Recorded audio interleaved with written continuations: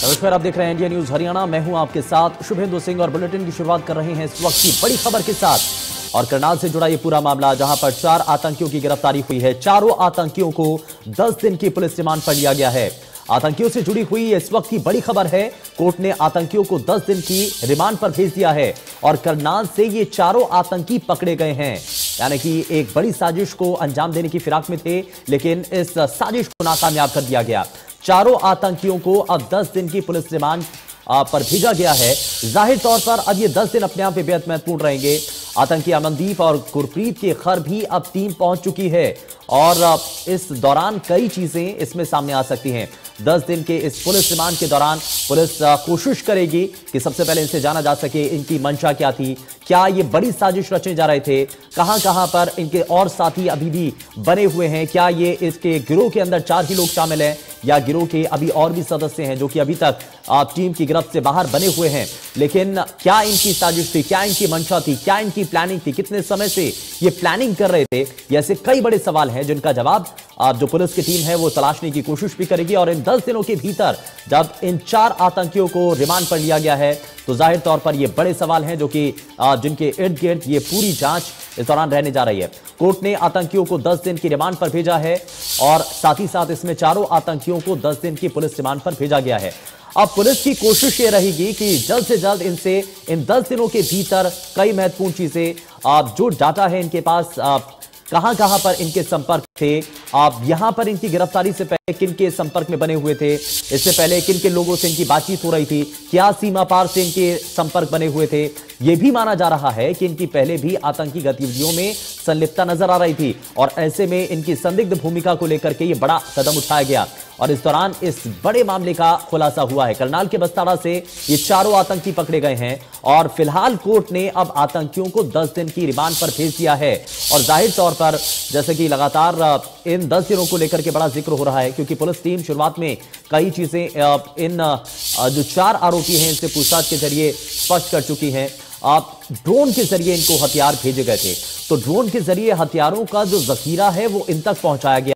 कौन वो लोग हैं जिन्होंने ड्रोन के जरिए इनको ये सप्लाई की थी हथियारों की, और कहां पर वो लोग बने हुए हैं, क्या भारत के अंदर अभी भी ऐसे लोग बने हुए हैं जो ऐसे ही हथियारों की सप्लाई कर रहे हैं, कौन है वो, कहां पर है वो, ये सभी चीजें भी अभी जांच का विषय बनी हुई हैं। और जाहिर तौर पर इन 10 दिनों की रिमांड के भीतर ये जरूर कोशिश की जाएगी। महाराष्ट्र के नांदेड़ ये चारों संदिग्ध जा रहे थे, यानी कि जैसा कि मुख्यमंत्री के द्वारा भी बताया गया कि हरियाणा से होकर के जा रहे थे, जिस दौरान इनको पकड़ लिया गया है और महाराष्ट्र में जाने की इनकी तैयारी थी। महाराष्ट्र में क्या इनकी प्लानिंग थी, किनसे मिलने के लिए महाराष्ट्र में जा रहे थे और महाराष्ट्र में कौन था जिसके पास ये पहुंचने वाले थे। तो ये बहुत सारी ऐसी चीजें हैं जिनको अभी पर्दे के पीछे चल रही हैं, लेकिन सामने आना अभी बाकी है।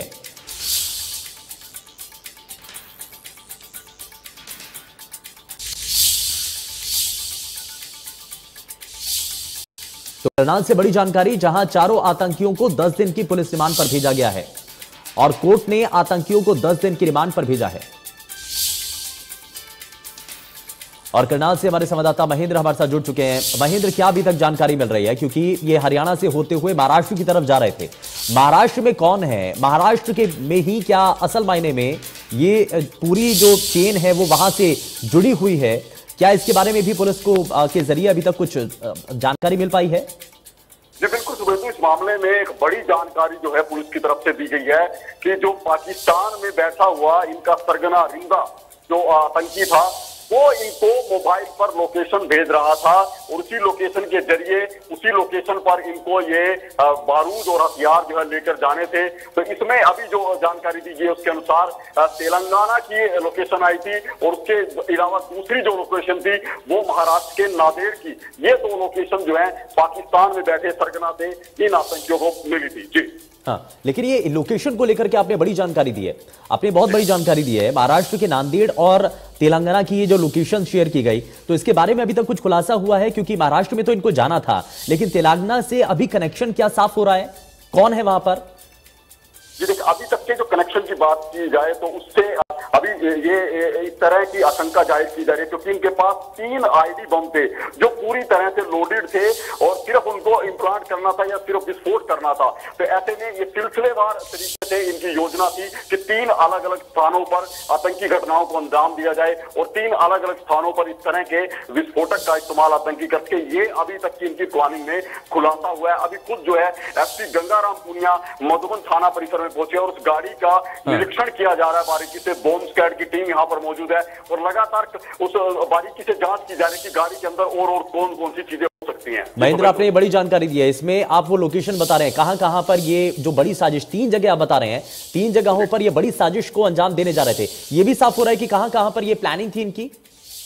जी बिल्कुल, देखिए अभी तक तो सूत्रों के हवाले से इसके मामले में जानकारी मिली है तो आतंकियों के निशाने पर दिल्ली के बाद मुंबई और तेलंगाना की एक लोकेशन है, उस पर ये कहीं ना कहीं निशाना था। इनकी प्लानिंग थी कि जो असला और बारूद ये लेकर आए थे उसको वहां कहीं ना कहीं इम्प्लांट करना था। और जिस तरह से ये पूरी तरह से ऑटोमेटिक ये बम है जिनको रिमोट के जरिए उड़ाया जा सकता है, वही प्लानिंग इनकी थी कि इन गाड़ियों में फिट करके ये दहशत की कोई बड़ी वारदात को अंजाम देते। जी लेकिन इसके पीछे, क्योंकि ये जो जखीरा जो उनके पास पहुंचा था ड्रोन के जरिए पहुंचा, लेकिन सप्लाई कौन कर रहा था, क्या इसके पीछे भी कौन है, ये अभी तक साफ हो रहा है क्या?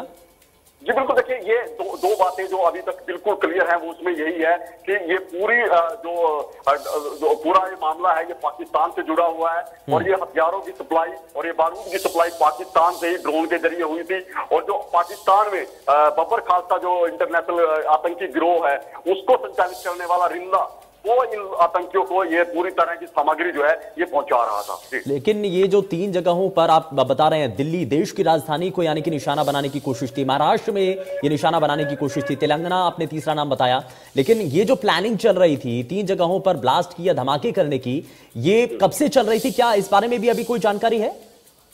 देखिए अभी जो है इन चारों आतंकियों को पुलिस ने कोर्ट में पेश किया था, जहां उनको 10 दिन के रिमांड पर भेजा गया है। अभी कई तरह के खुलासे इस पूरी घटना को लेकर होंगे, क्योंकि आतंकी हैं, इनके तार किस तरह से जुड़े और यहाँ किन लोगों की मदद वो उनको मिल रही थी और आगे जहां पर ये जाना था नांदेड़ में या तेलंगाना में, वहां इनके लिए कौन लोग काम कर रहे थे, किस तरह का पूरा नेटवर्क था, उसको लेकर अब खुलासा जो है रिमांड के दौरान पुलिस करेगी। जी चलिए, बहुत शुक्रिया महेंद्र, इस पर आगे भी आपसे जानकारी लेंगे, लेकिन फिलहाल